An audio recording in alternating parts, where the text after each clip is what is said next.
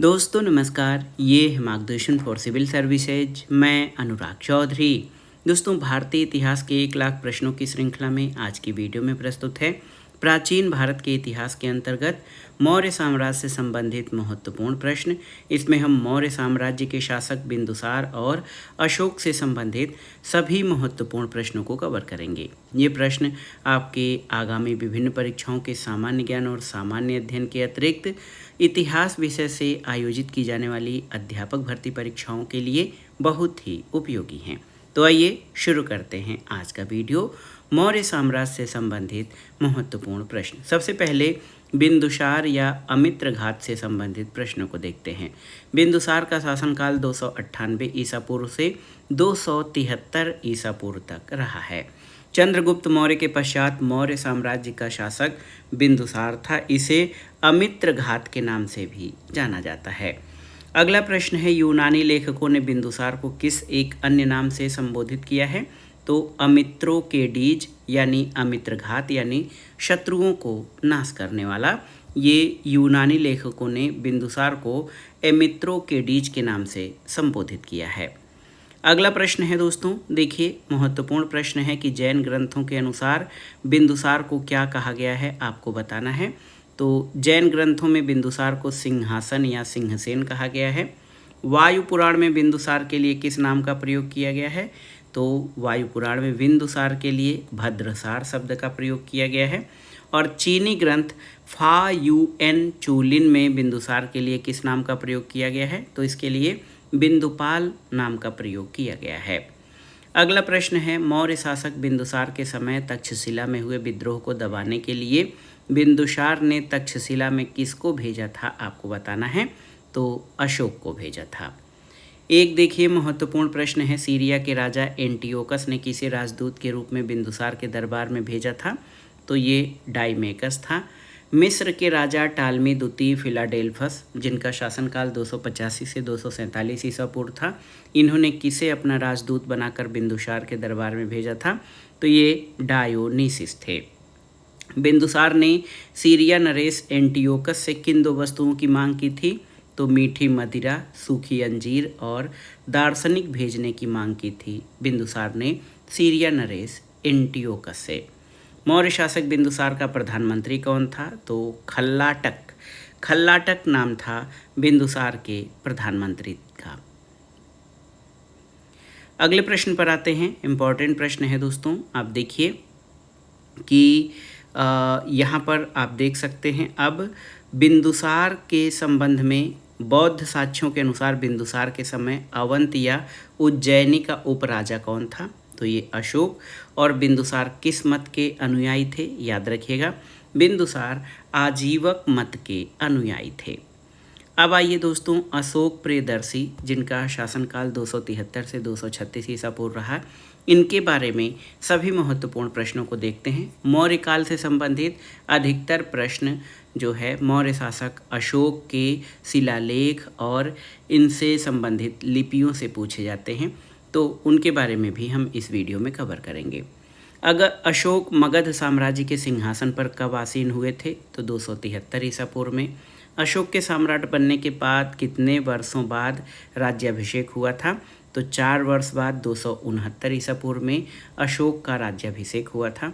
अशोक के अभिलेखों में अशोक को क्या कहा गया है? तो देव नाम प्रिय और देव नाम प्रियदर्शी कहा गया है।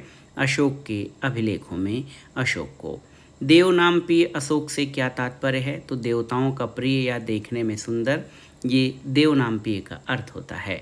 पुराणों में अशोक के लिए किस शब्द का प्रयोग किया गया है? पुराणों में अशोक को अशोकवर्धन कहा गया है। और अशोक के प्रारंभिक जीवन की जानकारी के मुख्य स्रोत कौन से ग्रंथ हैं? तो बौद्ध ग्रंथ हैं। अशोक के पिता का नाम क्या था? तो अशोक के पिता का नाम याद रखिएगा बिंदुसार था। और अशोक की माता का नाम दोस्तों सुभद्रांगी था। अशोक का जन्म कब हुआ था? तो 304 ईसा पूर्व पाटलिपुत्र में अशोक का जन्म हुआ था। और आप देखिए, अशोक को किस अन्य नाम से भी जाना जाता है, आपको बताना है। तो याद रखिएगा दोस्तों, अशोक को चंडाशोक या निर्दयी अशोक के नाम से भी जाना जाता है। अशोक के पुत्र महेंद्र और पुत्री संघमित्रा की माता का क्या नाम था? तो इनका नाम महादेवी था। अशोक के पुत्र कुणाल की माता का क्या नाम था? तो उनका नाम था पद्मावती, याद रखिएगा।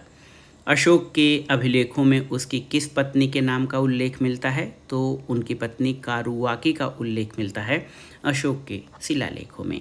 एक और प्रश्न है, रानी कारुवाकी के पुत्र का क्या नाम था? तो तीवर नाम था। और अशोक के अभिलेखों में उसके किस पुत्र के नाम का उल्लेख मिलता है? तीवर का उल्लेख मिलता है। कल्हड़ कृत राजतरंगिणी में अशोक के किस पुत्र का नाम का विवरण मिलता है? तो ये जालौक का विवरण मिलता है अशोक कल्हड़ की राजतरंगिणी में। अब आइए अशोक के कलिंग अभियान से संबंधित महत्वपूर्ण तथ्यों को देखते हैं। अशोक अपने राज्याभिषेक के कितने वर्षों के बाद कलिंग में युद्ध किया था? तो राज्याभिषेक के 8वें वर्ष 261 ईसा पूर्व में जो है अशोक ने कलिंग में युद्ध किया था। कौटिल्य के विवरण से कलिंग के बारे में क्या सूचना मिलती है? तो कलिंग सूती वस्त्रों और हाथियों के लिए प्रसिद्ध था। सम्राट अशोक अपने शासनकाल में एकमात्र युद्ध लड़ा था, वो कौन सा युद्ध था? तो ये कलिंग युद्ध था। और कलिंग युद्ध का विवरण अशोक के किस शिलालेख में मिलता है? तो 13वें शिलालेख में कलिंग युद्ध का विवरण मिलता है। कलिंग विजयोपरांत मगध साम्राज्य का प्रांत बना लिया गया था। तत्पश्चात उसके 2 अधीनस्थ प्रशासनिक केंद्र कहाँ पर स्थापित किए गए? तो उत्तरी केंद्र, इसकी राजधानी तोसली, और दक्षिणी केंद्र की राजधानी जौगढ़ थी। कलिंग को विजय के उपरांत मगध साम्राज्य का अंग बनाया था। कलिंग युद्ध के बाद अशोक ने भेरी घोष की नीति त्याग कर किस नीति का अनुसरण किया था? तो धम्म घोष का अनुसरण किया था अशोक ने भेरी घोष की नीति त्याग कर। अब आइए दोस्तों देखते हैं यहाँ पर अशोक के साम्राज्य विस्तार से संबंधित प्रश्नों को। अशोक के साम्राज्य की सीमा का निर्धारण किससे किया जाता है? तो याद रखिएगा, अशोक के साम्राज्य की सीमा का निर्धारण उसके अभिलेखों से किया जाता है। अशोक के साम्राज्य में हिंदू कुश एरिया यानी हेरात, आराकोसिया यानी कंदहार और जेड्रोसिया राज्य शामिल थे। इसकी जानकारी अशोक के किन अभिलेखों से मिलती है? तो इसकी जानकारी अशोक के शाहबाजगढ़ी, मानसेहरा, शरेकुना और लघमान शिलालेख से मिलती है कि अशोक के साम्राज्य में कौन कौन से राज्य शामिल थे। अब आइए देखते हैं अशोक के साम्राज्य की सीमा अभिलेखों के द्वारा। तो दोस्तों पश्चिमी सीमा ये शाहबाजगढ़ी, मानसेहरा, सरेकुना, लघमान शिलालेख से। उत्तरी सीमा या हिमालय क्षेत्र का विवरण इसके कालसी यानी देहरादून शिलालेख से, रुमिनदेई और निगलीवा के स्तंभ लेख से मिलती है। इसके अलावा दक्षिणी सीमा ये ब्रह्मगिरी, मास्की, जटिंग रामेश्वरम, सिद्धपुर लघु शिलालेख से मिलती है। और आप देखिए पश्चिमी महाराष्ट्र सीमा सोपारा शिलालेख से, गिरनार गुजरात ये जूनागढ़ अभिलेख से, और उड़ीसा क्षेत्र ये धौली और जौगढ़ शिलालेख से इसकी जानकारी मिलती है। दोस्तों अशोक के द्वितीय शिलालेख से अशोक के दक्षिणी सीमा पर स्थित राज्यों के बारे में जानकारी मिलती है और इसमें बताया गया है कि अशोक के दक्षिणी सीमा पर चोल, पांड्य, सत्यपुत्र, केरलपुत्र और ताम्रपर्णी राज्य स्थित थे। 13वें शिलालेख में अशोक के सीमावर्ती राज्यों की सूची है। यवन, कंबोज, गंधार, रठिक, भोजक, पितिनिक, आंध्र, नाभक, नाभपत्ति, परिमिदस आदि ये 13वें शिलालेख में वर्णित है। अब आइए अशोक की परराष्ट्र नीति के बारे में जानते हैं। दोस्तों अशोक की परराष्ट्र नीति यानी विदेश संबंध। अशोक के राज दरबार में किस मिस्र शासक ने अपना राजदूत भेजा था? तो टालेमी फिलाडेल्फस ने। सम्राट अशोक अपने किस शिलालेख में राजत्व संबंधी विचार व्यक्त करता है? 6ठे शिलालेख में। सर्वलोकहित मेरा कर्तव्य है, सर्वलोकहित से बढ़कर कोई दूसरा कर्म नहीं है। मैं जो कुछ पराक्रम करता हूँ वो इसलिए कि ऋण से मुक्त हूँ। अशोक के इस कथन का विवरण किस शिलालेख में मिलता है? तो ये 6ठे शिलालेख में वर्णित है। आइए देखते हैं अशोक से संबंधित जो महत्वपूर्ण प्रश्न हैं। अशोक की एक अन्य उपाधि क्या थी? तो धर्मराज थी। किसने सहिष्णुता, उदारता और करुणा के त्रिविध आधार पर राजधर्म की स्थापना की थी? अशोक ने। किस शासक ने अपने को देवताओं का प्रिय कहलवाया? अशोक ने। और कश्मीर में श्रीनगर नामक नगर की स्थापना अशोक ने की थी। अगला प्रश्न है, अशोक के उपरांत किस मौर्य शासक ने देवनाम प्रिय की उपाधि धारण की थी? तो दशरथ ने। और अशोक का शासन अन्य किस शासक के साथ समानता रखता है? टालमी द्वितीय के साथ। अशोक के शासनकाल में धर्म और नैतिकता का अधिकारी कौन होता था? तो ये धर्म महामात्र होता था। धर्म और नैतिकता का अधिकारी, याद रखिएगा। अब आते हैं अगले प्रश्न पर दोस्तों, बेहद महत्वपूर्ण है, जो परीक्षाओं में पूछा जाता है। आप देखिए, श्रीलंका के उस शासक का नाम क्या है जो अशोक का समकालीन था? तो ये था देवनामप्रियतिस। ये श्रीलंका का शासक था जो अशोक का समकालीन था। अशोक के समकालीन शासक कौन थे? सीरिया का थीरोज, फिलाडेल्फस का टालमी, मैसिडोनिया का एंटीगोनस गोनाटस और कुरेनी यानी सिरीन का मग, ये सभी अशोक के समकालीन अन्य राष्ट्रों के शासक थे। किस मुख्य उद्देश्य की पूर्ति के लिए अशोक ने अपनी प्रजा में धम्म का प्रचार किया था? तो अपने प्रजा के नैतिक और आध्यात्मिक विकास के लिए अशोक ने अपनी प्रजा में धम्म का प्रचार किया था। अब आइए अशोक और बौद्ध धर्म से संबंधित प्रश्नों को देखते हैं। सिंहली बौद्ध ग्रंथ दीपवंश महावंश के अनुसार अशोक शासन के कितने वर्ष बाद बौद्ध धर्म में दीक्षा लिया था? तो 4 वर्ष के बाद। बौद्ध ग्रंथ दीपवंश महावंश के अनुसार अशोक को किसने बौद्ध धर्म में दीक्षित किया था? तो निग्रोथ नामक 7 वर्षीय बौद्ध भिक्षु ने अशोक को बौद्ध धर्म में दीक्षित किया था। किस बौद्ध भिक्षु के प्रभाव में आकर अशोक पूर्ण रूप से बौद्ध बना था? तो मोगलीपुत्र तिस्य के प्रभाव में आकर। अगला प्रश्न है दोस्तों, देखिए, बौद्ध ग्रंथ दिव्यावदान के अनुसार किस बौद्ध भिक्षु ने अशोक को बौद्ध धर्म में दीक्षित किया? तो उपगुप्त ने। और अशोक अपने राज्याभिषेक के कितने वर्ष बाद बोध गया की यात्रा किया था? तो 10 वर्ष के बाद। बोध गया वह स्थान है जहाँ पर आप जानते हैं कि भगवान बुद्ध को ज्ञान की प्राप्ति हुई थी। अगला प्रश्न है दोस्तों, बौद्ध धर्म ग्रहण कर लेने के बाद अशोक के जीवन में क्या परिवर्तन हुए? अहिंसा तथा सदाचार का पालन करना, मांस भक्षण त्यागना, राजकीय भोजनालय में मारे जाने वाले पशुओं की संख्या कम कर दी गई और धर्म यात्राओं को प्रारंभ कर दिया गया था। अशोक अपने राज्याभिषेक के कितने वर्ष बाद लुम्बिनी ग्राम की यात्रा किया था? तो 20 वर्ष के बाद। अशोक ने नेपाल की तराई में स्थित निगलीवा में किस स्तूप का निर्माण करवाया? तो ये स्तूप था कनक मुनि, एक पौराणिक बुद्ध का स्तूप था। अशोक के बौद्ध मतानुयायी होने का सबसे पहले प्रमाण कहाँ से मिला है? तो भाबू यानी वैराट राजस्थान के लघु शिलालेख से अशोक के बौद्ध मतानुयायी होने का सबसे पहला प्रमाण मिला है। भाब्रू लघु शिलालेख में अशोक ने बौद्ध मत के संदर्भ में क्या अभिवादन किया है? बुद्धम धम्मम संघम का। बौद्ध धर्म के रक्षक के रूप में अशोक का उल्लेख किस लघु स्तंभ लेख में मिलता है? सारनाथ, सांची और कौशाम्बी लघु स्तंभ लेख से। किस लघु स्तंभ लेख में विवरण मिलता है कि अशोक ने बौद्ध संघ में फूट डालने वाले भिक्षुओं और भिक्षुड़ियों को चेतावनी दी है? तो सांची लघु स्तंभ लेख में। और अशोक बौद्ध होते हुए भी हिंदू धर्म से आस्था नहीं छोड़ा था, इसका प्रमाण किससे स्पष्ट होता है? तो ये देवनामप्रिय की उपाधि से स्पष्ट होता है कि बौद्ध धर्म या बौद्ध धर्म ग्रहण करने के बाद भी उसने हिंदू धर्म से आस्था नहीं छोड़ी थी।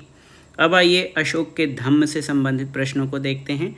अपनी प्रजा के नैतिक उत्थान के लिए अशोक ने जिन आचारों की संहिता प्रस्तुत की थी उसे अभिलेखों में क्या कहा गया है? तो उसे अभिलेखों में धम्म कहा गया है, याद रखिएगा। अगले प्रश्न पर आते हैं। अगला प्रश्न है, आप देखिए, अशोक के विश्व इतिहास में प्रसिद्धि का महत्वपूर्ण कारण क्या था? तो ये था अशोक की धम्म नीति, जो कि नैतिकता और आचरण को नियमित करने के लिए थी। अशोक के धम्म नीति की विशद परिभाषा किस बौद्ध ग्रंथ में दी गई है? तो राहुलोवाद सुत्त यानी सिगालोवाद सुत्त, जो कि दीघ निकाय में है। यहाँ पर अशोक के धम्म नीति की विशद व्याख्या दी गई है। अशोक के किस स्तंभ लेख में धम्म की परिभाषा दी गई है? तो दूसरे और 7वें स्तंभ लेख में धम्म की परिभाषा दी गई है, याद रखिएगा। अशोक किस स्तंभ लेख में स्वयं प्रश्न करता है कि यम चु धम्मे यानी धम्म क्या है? तो ये दूसरे स्तंभ लेख और 7वें स्तंभ लेख में अशोक स्वयं प्रश्न करता है कि धम्म क्या है। अशोक के किस शिलालेख से धम्म मंगल की जानकारी मिलती है? तो 9वें शिलालेख से। अशोक के किस शिलालेख से धम्मदान की जानकारी मिलती है? 11वें शिलालेख से। और किस शिलालेख में धम्म विजय की चर्चा की गई है? तो ये 13वें शिलालेख में। अब आइए देखते हैं अशोक की धम्म यात्रा। तो अधिकांश इतिहासकारों के अनुसार अशोक के धम्म यात्रा का क्रम है बोध गया, कुशीनगर, लुम्बिनी, कपिलवस्तु, सारनाथ और श्रावस्ती। दिव्यावदान और V.S. स्मिथ के अनुसार अशोक की धम्म यात्रा का क्रम लुम्बिनी, कपिलवस्तु, बोध गया, सारनाथ, श्रावस्ती और कुशीनगर है। अगले प्रश्न पर आते हैं दोस्तों। अशोक ने कितनी रातें धम्म यात्रा में बिताई थीं? तो 256 रातें। अशोक ने अपने राज्याभिषेक के कितने वर्षों बाद धम्म महामात्रों की नियुक्ति की थी? 13वें वर्ष में। धम्म के प्रचार प्रसार के लिए अशोक किन अधिकारियों की नियुक्ति किया था अशोक ने? तो धम्म महामात्र की। साम्राज्य के किन उच्च पदाधिकारियों को धर्म के प्रचार प्रसार के लिए अशोक ने लगाया?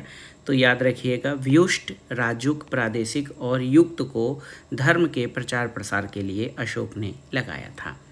धर्म प्रचार के लिए व्युष्ट, रज्जुक, प्रादेशिक और युक्त नामक पदाधिकारियों की जानकारी किस स्तंभ लेख में मिलती है? तो स्तंभ लेख 3 और 7 से। व्युष्ट, रज्जुक, प्रादेशिक और युक्त जैसे उच्च पदाधिकारी अपने अपने क्षेत्रों का दौरा कितने वर्षों में करते थे? तो प्रति 5वें वर्ष में। अशोक द्वारा नियुक्त धम्म महामात्रों का कार्य क्या था? तो विभिन्न धार्मिक संप्रदायों के बीच के द्वेष भाव को समाप्त करना और धर्म की एकता पर बल देना, ये धम्म महामात्रों का कार्य था। अशोक ने बौद्ध धर्म के प्रचार प्रसार के लिए दूत भेजे थे। इन दूतों का विवरण किन अभिलेखों से प्राप्त होता है? तो ये दूसरे और 13वें शिलालेख में। और अशोक के दूसरे और 13वें शिलालेख में किन दक्षिणी भारत के राज्यों का विवरण मिलता है? तो चोल, पांड्य, सत्यपुत्र, केरलपुत्र और ताम्रपाणी यानी लंका के बारे में जानकारी दूसरे और 13वें शिलालेख से मिलती है, याद रखिएगा। अगले प्रश्न पर आते हैं दोस्तों। अगला प्रश्न देखिए, अशोक के 13वें शिलालेख में किस 5 यवन राज्यों का उल्लेख मिलता है जहां पर उन्होंने धर्म प्रचारक भेजे थे? तो ये थे सीरिया, मिस्र, मैसिडोनिया, मग और सिरीन। ये 5 यवन राज्य थे। बौद्ध धर्म के प्रचार के लिए भेजे गए भिक्षु महावंश के अनुसार मझंतिक, कश्मीर और गंधार भेजा गया था। महारक्षित को यवन देश, मध्यम को हिमालय देश भेजा गया था, याद रखिएगा। धर्म रक्षित को अपरांतक, महाधर्म रक्षित को महाराष्ट्र, महादेव को महिषमंडल, मैसूर अथवा मानधाता, रक्षित को बनवासी यानी उत्तरी कन्नड़, सोन तथा उत्तर को सुवर्ण भूमि और महेंद्र और संघमित्रा को लंका भेजा गया था धम्म के प्रचार प्रसार के लिए। अगला प्रश्न है दोस्तों, देखिए कि श्रीलंका के शासक तिस्स को किसने बौद्ध धर्म में दीक्षित किया था?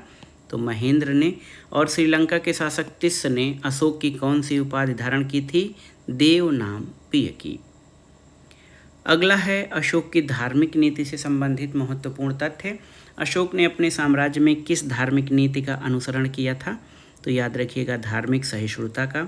किस शिलालेख में अशोक अपनी धार्मिक इच्छा व्यक्त करते हुए कहता है कि सब मतों के व्यक्ति सब स्थानों पर रह सकें क्योंकि वे सभी आत्म संयम और हृदय की पवित्रता चाहते हैं? ये 7वें शिलालेख में वर्णित है। अगले प्रश्न पर आते हैं, अशोक ने किस स्थान पर आजीवक संप्रदाय के लिए गुफाएं निर्मित कराई थीं? तो बराबर की पहाड़ियों में, जो कि गया जनपद बिहार में है। अशोक ने कश्मीर में विजयेश्वर नामक शैव मंदिर का जीर्णोद्धार करवाया था, जिसकी जानकारी कहाँ से मिलती है? तो ये कल्हड़ की राजतरंगिणी से। अशोक के किस शिलालेख में सभी संप्रदायों और धार्मिक मतों की सार वृद्धि की बात कही गई है? तो ये 12वें शिलालेख में। अब आइए अशोक के अभिलेखों के बारे में जानते हैं। अशोक का इतिहास मुख्यतः किससे ज्ञात होता है? तो ये अभिलेखों से ज्ञात होता है। अशोक के अब तक कितने अभिलेख प्राप्त हुए हैं? तो 40 से अधिक अभिलेख प्राप्त हो चुके हैं। अशोक के अभिलेखों को सबसे पहले किस विद्वान ने उद्वाचन या पढ़ने में सफलता पाई थी? जेम्स प्रिंसेप ने। किस वर्ष में? 1837 में, याद रखिएगा। अशोक के शिलालेखों को सबसे पहले 1837 में जेम्स प्रिंसेप ने पढ़ने में सफलता पाई थी। अशोक के अभिलेखों का वर्गीकरण कितने भागों में किया गया है? तो 3 भाग हैं, शिलालेख, स्तंभ लेख और गुहा लेख, याद रखिएगा। अब आइए अगले प्रश्न पर आते हैं दोस्तों। अगला प्रश्न बेहद महत्वपूर्ण है, आप देख सकते हैं। देखिए, इसमें बृहद शिलालेखों की बात की गई है। अशोक के बृहद शिलालेख और इनकी प्राप्ति कहाँ से हुई है, इसको देखते हैं दोस्तों। देखिए, शहबाजगढ़ी पेशावर पाकिस्तान से मिला है। इसके खोजकर्ता जनरल कोट थे। 1836 में ये खोजा गया था। मानसेहरा हजारा पाकिस्तान में है। कनिंघम ने इसकी खोज 1889 में की थी। कालसी बृहद शिलालेख देहरादून उत्तराखंड में है। फॉरेस्ट ने खोज की थी 1860 में। गिरनार बृहद शिलालेख जूनागढ़ गुजरात में है। कर्नल टाड ने इसे खोजा था 1822 में। धौली या तोशली शिलालेख पुरी उड़ीसा में है, जिसको किट्टो ने 1837 में खोजा था। और देखिए जौगढ़ या संपा अभिलेख जो है ये गंजाम उड़ीसा में है। वाल्टर इलियट ने इसको 1850 में खोजा था। और एरगुडी अभिलेख ये करनूल आंध्र प्रदेश में। अड़ुघोष ने इसकी खोज 1829 में की थी। और सोपारा बृहद शिलालेख पालघरपुर में थाना महाराष्ट्र में। भगवान लाल ने इसकी खोज 1889 में की थी। इसके बाद लघु शिलालेखों के बारे में जानते हैं दोस्तों। देखिए रूपनाथ लघु शिलालेख जबलपुर मध्य प्रदेश से। गुर्जरा दतिया मध्य प्रदेश से। सासाराम बिहार से। भाब्रू बैराट जयपुर राजस्थान से। मास्की रायचूर जनपद कर्नाटक से। ब्रह्मगिरी चित्तल दुर्ग कर्नाटक से। इसी तरह सिद्धपुर ब्रह्मगिरी कर्नाटक से। जटिंग रामेश्वरम ब्रह्मगिरी कर्नाटक से। एरगुडी करनूल आंध्र प्रदेश से। पालकी गुंडू कर्नाटक से। राजुल मंडगिरी करनूल कर्नाटक से। और अहरौरा जो है ये मिर्ज़ापुर उत्तर प्रदेश से प्राप्त हुआ है। मास्की गुर्जरा नेतूर और उडे गोलम के लेखों में अशोक के व्यक्तिगत नाम अशोक का उल्लेख मिलता है। सप्त स्तंभ लेख के बारे में जानते हैं दोस्तों। तो आप जान लीजिए कि सप्त स्तंभ लेख सम्राट अशोक को वो राजाज्ञाएँ अथवा प्रज्ञापन है जिनकी संख्या है और जो 6 भिन्न भिन्न स्थानों के पाषाण स्तंभों पर उत्कीर्ण मिले हैं। ये देखिए दिल्ली टोपरा ये उत्तर प्रदेश के सहारनपुर खिजराबाद जिले में टोपरा नामक गांव पर गढ़ा हुआ था। कालांतर में फिरोज शाह तुगलक ने 1351 से 1388 के द्वारा इसे दिल्ली लाया गया। इसे फिरोज शाह की लाट, भीमसेन की लाट, दिल्ली शिवालिक लाट, सुनहरी लाट आदि नाम से भी जाना जाता है। इस स्तंभ लेख पर अशोक के 7 लेख उत्कीर्ण हैं, जबकि अन्य पर केवल 6 ही मिलते हैं। सबसे पहले जेम्स प्रिंसेप ने इसका वाचन कर अंग्रेजी में अनुवाद प्रकाशित किया था, याद रखिएगा। देखिए इसके अलावा दोस्तों दिल्ली मेरठ, ये पहले मेरठ में था, बाद में फिरोज तुगलक द्वारा दिल्ली लाया गया। लौरिया अरराज ये बिहार के चंपारण जिले में स्थित है। लौरिया नंदनगढ़ ये भी चंपारण जिले में है। रामपुरवा चंपारण बिहार में है। और प्रयाग ये पहले कौशाम्बी में था, बाद में अकबर द्वारा इसे इलाहाबाद के किले में रखवाया गया था। लघु स्तंभ लेख तो अशोक की राजकीय घोषणाएं जिन स्तंभों पर उत्कीर्ण हैं उन्हें साधारण तौर से लघु स्तंभ लेख कहा जाता है। इसमें लघु स्तंभ लेख उनकी स्थिति, खोजकर्ता और वर्ष जानते हैं। सांची ये रायसेन जिला मध्य प्रदेश में है। सारनाथ वाराणसी उत्तर प्रदेश में। R.L. स्टाइन ने इसकी खोज 1905 में की थी। कौशाम्बी लघु स्तंभ लेख इलाहाबाद के समीप कैप्टन बर्ट ने इसको 1834 में खोजा। रुमेनदेई नेपाल की तराई में है। फ्यूरर ने इसको 1895 में खोजा था। और निगलीवा जो निगाली सागर नेपाल की तराई में है, फ्यूरर ने इसकी खोज 1895 में की थी। दोस्तों सांची और सारनाथ लघु स्तंभ लेख में अशोक अपने महामात्रों को संघ भेद रोकने का आदेश देता है।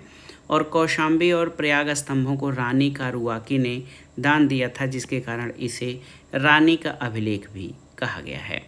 अशोक के अभिलेखों के संदर्भ में विशेष तथ्य जान लेते हैं। अशोक के अभिलेखों की खोज सबसे पहले टिफेंथलर ने की थी। टिफेंथलर ने इन अभिलेखों की खोज 1750 में की थी।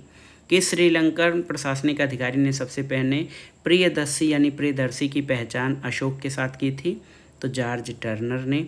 और अशोक के मस्की लघु अभिलेख की खोज सबसे पहले किसने की थी, तो याद रखिएगा बीडल महोदय ने। अशोक के अभिलेखों में कुल कितनी लिपियों का प्रयोग किया गया है, तो 4 लिपियां हैं, ब्राह्मी, खरोष्ठी, आरमाइक और ग्रीक लिपि। अशोक के अभिलेखों की भाषा क्या थी, तो ये भाषा प्राकृत या अर्ध मागधी थी, जो कि आम जन की भाषा थी। अशोक किस अभिलेख में खरोष्ठी लिपि का प्रयोग करता है, तो मानसेहरा और शहबाजगढ़ी अभिलेख में खरोष्ठी लिपि का प्रयोग किया गया है। इसी तरह अशोक के किस अभिलेख में आरमाइक लिपि का प्रयोग किया गया है? लघुमान से प्राप्त 2 लघु शिलालेखों में। और अशोक के किस अभिलेख में एक साथ द्विभाषिक लिपि का प्रयोग किया गया है? शरे-कुना लघु शिलालेख जो कि कंधार से प्राप्त हुआ है, इसमें द्विभाषिक लिपि का प्रयोग किया गया है। अगले प्रश्न पर आते हैं दोस्तों। अगला प्रश्न आप देख सकते हैं। अगला प्रश्न है कि शरे-कुना लघु शिलालेख में किन 2 लिपियों का प्रयोग एक साथ किया गया है? तो ग्रीक यानी यूनानी और अरमाइक लिपि का प्रयोग इस अभिलेख में किया गया है। अशोक का कौन सा अभिलेख है जिसमें खरोष्ठी और ब्राह्मी लिपि का एक साथ प्रयोग किया गया है? खरोष्ठी और ब्राह्मी, तो ये एरगुडी अभिलेख आंध्र प्रदेश से प्राप्त हुआ है। अशोक के प्रथम शिलालेख की विषय वस्तु क्या है? तो ये पशु बलि का निषेध किया गया है। पशु बलि के निषेध की बात अशोक के किस शिलालेख में? प्रथम शिलालेख में। अशोक के किस शिलालेख में 2 प्रकार की चिकित्सा का विवरण है? तो द्वितीय शिलालेख में। धम्मनीति से संबंधित महत्वपूर्ण विचार अशोक के किस शिलालेख से मिलता है? तो ये चतुर्थ शिलालेख से। प्रतिवेदकों द्वारा प्रजा के कार्यों की सूचना अशोक को देने का विवरण किस शिलालेख से मिलता है? तो ये छठे शिलालेख से। और सभी प्रजा मेरी संतान है, जिस प्रकार मैं अपनी संतान के लिए इहलौकिक और पारलौकिक कल्याण की कामना करता हूँ, उसी प्रकार अपनी प्रजा के लिए भी करता हूँ। इसका विवरण अशोक के किस अभिलेख में मिलता है? तो प्रथम पृथक कलिंग लेख से इसका विवरण मिलता है।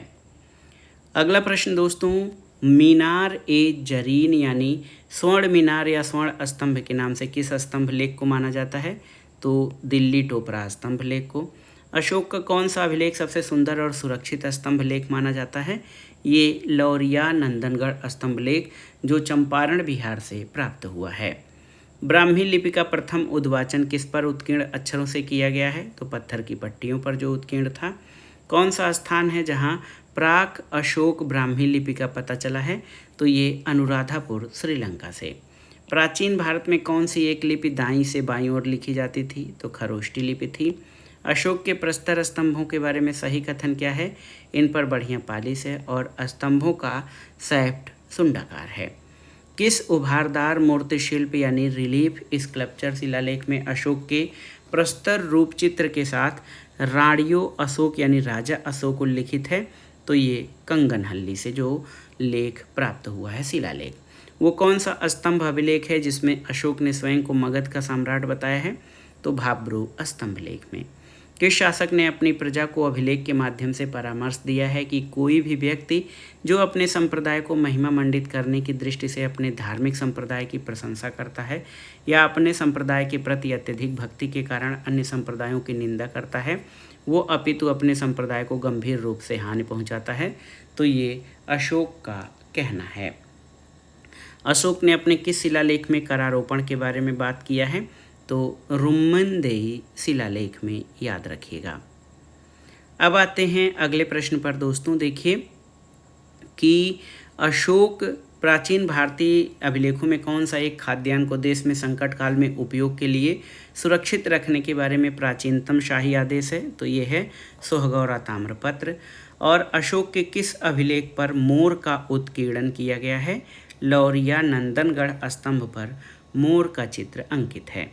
अशोक के रुम्मनदेही स्तंभ लेख का विषय क्या था? तो ये लुम्बिनी में है, जिसकी अशोक ने स्वयं यात्रा की थी। अशोक ने लुम्बिनी ग्राम को बलि भुगतान के भार से मुक्त किया था। वहाँ उसने भू राजस्व को घटाकर उपज का 1/8 भाग कर दिया था और ग्राम से प्राप्त कर में कमी लाने के संबंध में अशोक का रुम्मनदेही स्तंभ लेख है।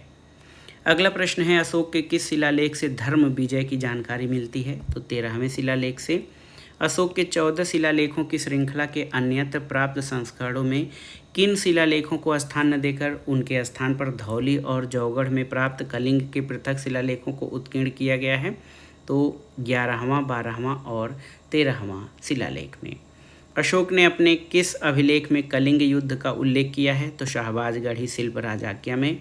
अशोक के किस अभिलेख में राजा के कर्तव्य संबंधी उसके पितृवत विचार का उल्लेख मिलता है?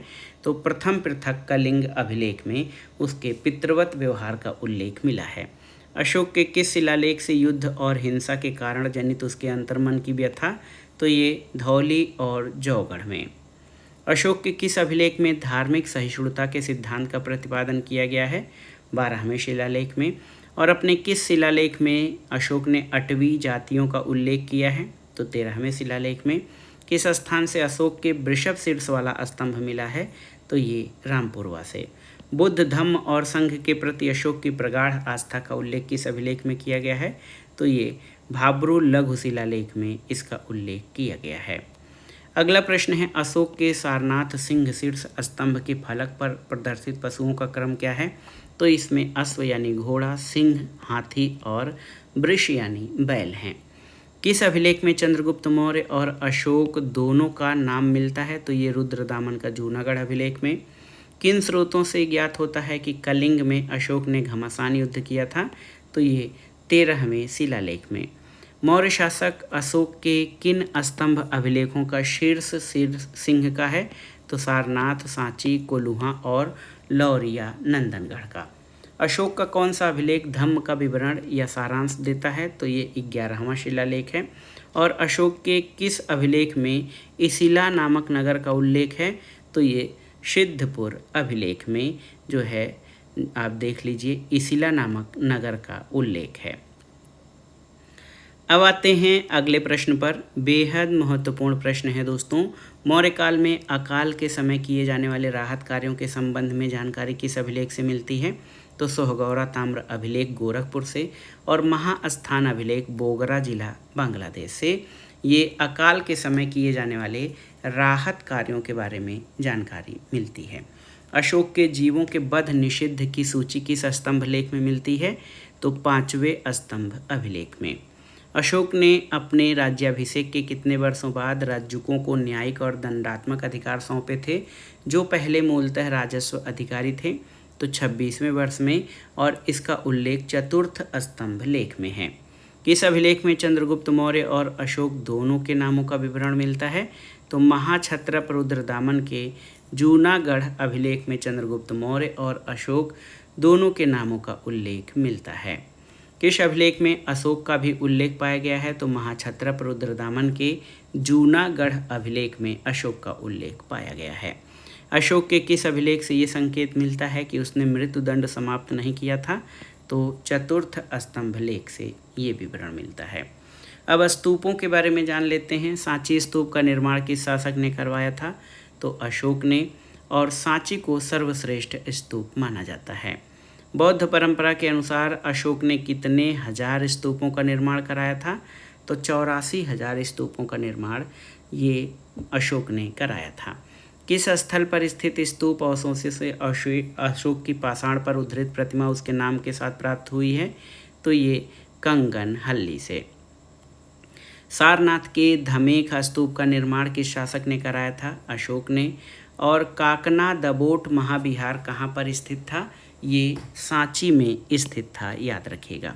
सांची के सबसे बड़े स्तूप, जिसमें स्तूप संख्या 1 अथवा महास्तूप कहा गया है, उसका आंतरिक भाग ईंटों द्वारा निर्मित है। ये किसके काल में बना था? ये अशोक के शासनकाल में बना था। सारनाथ स्तंभ का निर्माण किसने कराया? तो अशोक ने सारनाथ स्तंभ का निर्माण कराया था। अशोक के संबंध में जो गुहा लेख हैं उनके बारे में जानकारी देख लेते हैं दोस्तों।